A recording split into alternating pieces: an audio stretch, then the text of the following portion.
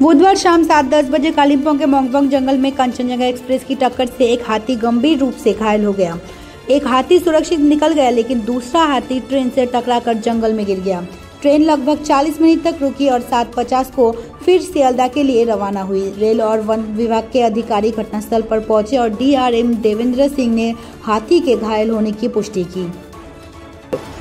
घटना যেটা জানতে পারলাম, যেহেতু নিউমাল থেকে 6টা ট্রেন কাঞ্চনকন্যা 6:30 নাগাদ আনুমানিক রংডং 301 নম্বর পিলারের কাছে একটি হাতির দল যেহেতু যতদূর সম্ভব পারাবারের সময় হঠাৎ করে কাঞ্চনকন্যা এক্সপ্রেস ট্রেনে ধাক্কা লাগে এবং সাবেডের একটা হাতি যেটা আমরা দেখতে পারলাম যে মেল হাতি এটা আনুমানিক বয়স 8 থেকে 9 বছর হবে এবং হাইট কমসে কম 8 থেকে 10 ফিট হবে এবং তার মাও তার সাথে ছিল এবং তার সাথে যেহেতু গ্রামবাসীদের বক্তব্য যে এখানে আরেকটা হাতি লেগেছে এবং সবথেকে বড় বিষয় হলো একটি হাতির তো মৃত্যু হয়েছে, বাচ্চা হাতিটির।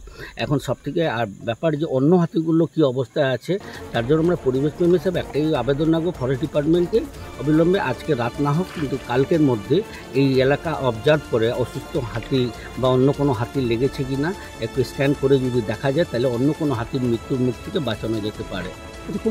এটা রংডং বলে, এটা মংপুং এরিয়াতে রংডং 301 নম্বর পিলারের কাছেই দুর্ঘটনা।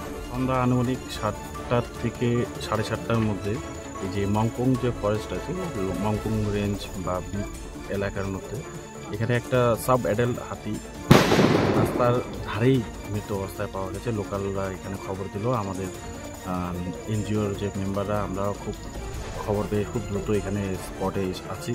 আসার পরে দেখি যে এইভাবে একটা হাতি মৃত্যু হয়ে মানে মরে পড়ে আছে রেল লাইনের একদম পাশে। এটা আমরা যেটা শুনতে পেলাম গ্রামবাসীর পক্ষ থেকে, এটা কাঞ্চনকন্যা এক্সপ্রেস যেটা যাচ্ছে এখান থেকে নিউমাল থেকে শিলিগুড়ি। ফরেস্টের লোক?